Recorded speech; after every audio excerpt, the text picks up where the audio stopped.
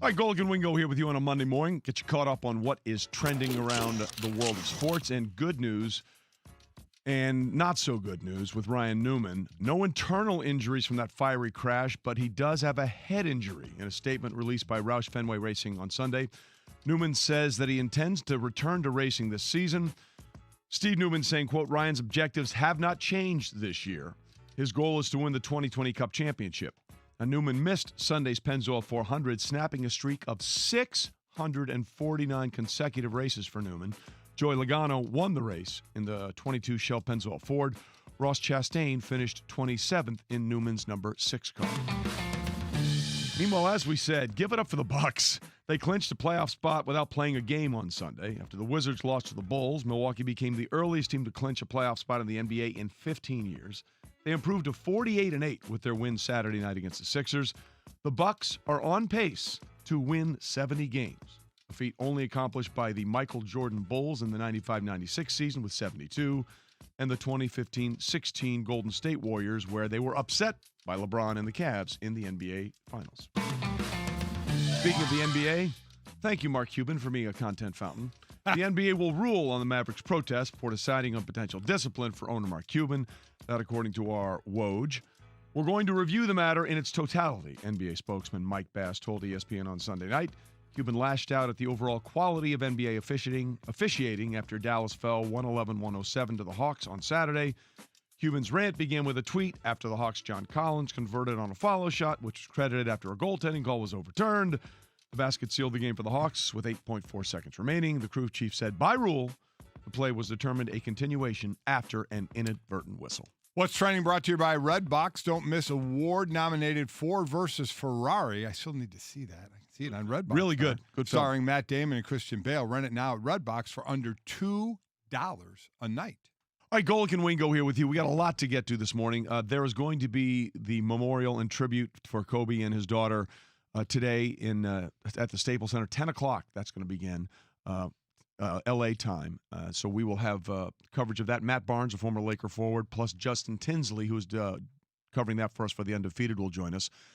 Just about an hour from now, Joe Tessitore will be by to talk about what he thought went right and wrong in the Tyson Fury-Deontay Wilder rematch. Yeah, we're going to get into that. We're going to get in about 10, 15 minutes. We're going to jump into that. It's amazing some of the things that are being said about that. Yeah. Plus, Kendrick Perkins will join us.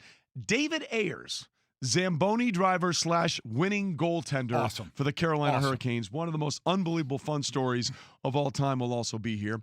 And in a couple hours, Lorenzo Alexander, former Bills linebacker and NFLPA vice president, will join us because, Mike, while you were gone, there was a lot of movement on one side for a new collective bargaining agreement, and then the players decided to pump the brakes just to get everybody caught up. There was this whirlwind of momentum last week that the NFL owners approved the CBA that had been negotiated for 9 to 10 months. Yes, exactly right. With the NFL Players Association, and there were an increase in revenue for the players and less padded practices and benefits through the roof and all this stuff, but it was all contingent on a couple of things: a 17-game regular season schedule and 2 more teams in the playoffs, and perhaps most significantly, only one team, the 1 seed, now would be getting the bye. Right. And so it seemed like there was all this momentum to get everything going, to get this done. And then Friday, there was a vote by the executive committee of the NFL Players Association, the people that worked to put the deal together. Of which Lorenzo Alexander is one of them, and he'll be joining us. Again, he just retired, but he's still the VP over there. Yep. So he was part of that 11-person vote that went 6-5 against. Against the vote of the deal that they had negotiated. Right. So there's a lot of moving parts here, and we're trying to figure out what's going on. But I think at the end of the day, Mike, we both feel sort of the same way on this because clearly the NFL wants to get this done. Yes. Because once they can get this deal in place, then they can open up television rights negotiations. Exactly. And that is the mother lode. Yes, it is. For the NFL. So one begets the other. Right. And I feel like there's a sense, and I don't think it's incorrect, that the players are like, fine, you want to get this done? Let's make sure, I mean, I'm happy to do it, but let's make sure we're getting everything that we can. So right? there's a fine line going on right now of the owners have approved this. The owners want to get it done, and exactly for what Trey said, the TV money out there. We'll try and keep it as general as possible because I'm sure a lot of people don't care about the minutia of Deep in this. the weeds. But certainly I do as a former player and what the players are going to get out of this. I have said all along, players, we'll hear all the complaints. They don't want 17, and certainly some don't want 17, but they're going to take 17 games if they get enough in return. That will happen. You know, all the talk about safety, you'll hear them spout that about safety, yet if the number is right, they'll gladly, not gladly, but they'll play the 17 games. So what's going on now is the league wants to get it done, and the players know the league wants to get it done. So there's that fine line of how far do you push, right? You know, to try and get more out of it before the league and push before the league says, well, forget it now. We're done negotiating. This is what it is, and then it could lead potentially to a lockout when this deal ends next offseason. So this is the fine line in negotiating they're going through.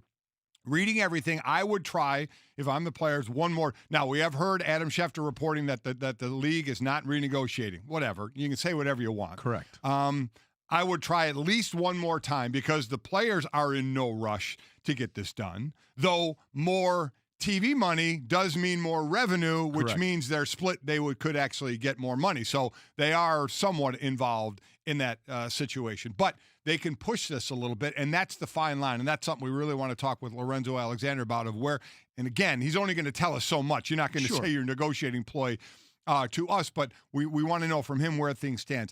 I looked at this deal, Trey, and the first thing I saw when I was sitting there on vacation and going through, looking at some Twitter, to see David Bakhtiari, J.J. Watt, and Richard Sherman tweet about this made my blood boil. Okay?